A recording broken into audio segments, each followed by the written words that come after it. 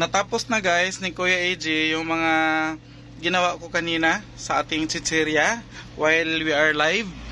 Nung nag-live ako kanina umaga, ito yung ginawa ko, mga chichirya, para maisabit siya sa bitayan, sa kisame.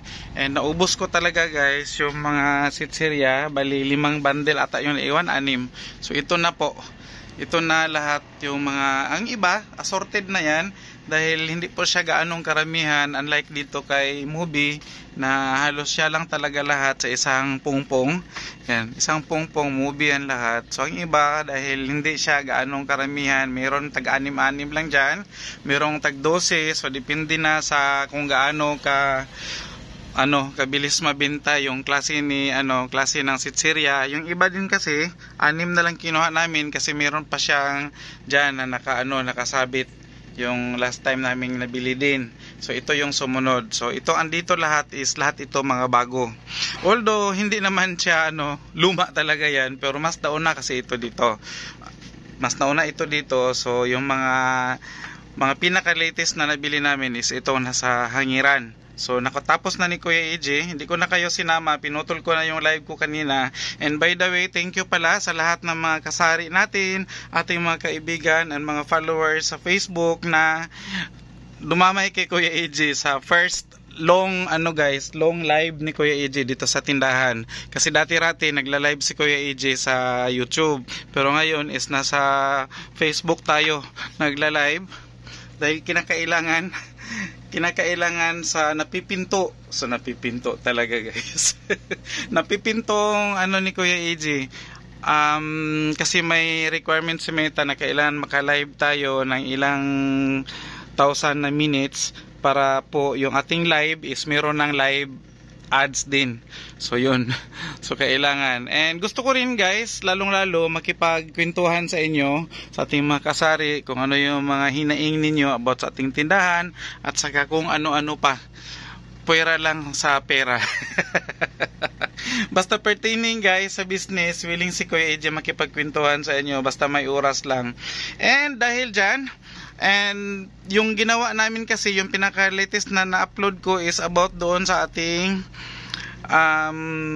shelf, yung boltless rack na nilipat namin. Hindi naman siya actually nilipat guys, hinati lang namin. So ito na yung kanyang finished product. Ayan po. So diretso na siya doon sa aming pa-extension. Ayan po. So maganda na siya tingnan, hindi na nakaharang. And dire-diretso na yung paningin natin doon sa kabila. And ito yun, naputol siya naglagay na lang kami na lang kami dyan, nagtira ng 3 shelf. Ayan, so 3 para lang sa ating mga chichirya. Ayan, so 1 yung pinakababa, yung ating mga tanduay, emperador, and sa second is yung ating mga hinibra, kung ano-ano pa. Din sa taas yung mga drinks na mga nilalagay natin sa ating chiller. So ayan, so mubo na siya, dili na siya kaitaas. So dire-diretso na itong pananaw dito sa pikas. And yung isa is andito. Yung isa, dahil hindi po magkasya yung ating mga wines, so andito yung ibang mga wines, ating mga pondador. Sa kabila, ito yung dating lagayan namin ng bigas. So ito yung kalahati. Ito yung kalahati sa ating boltless rack. So may dalawang dyan, may dalawang shelf na naiwan. So pinatungan namin siya ng itlog, mga noodles. At dito sa pinakababa is ang ating mga malalaking tubig, mga 1.5, at saka kung ano-ano pang pwedeng may saksak dyan sa pinakailalim.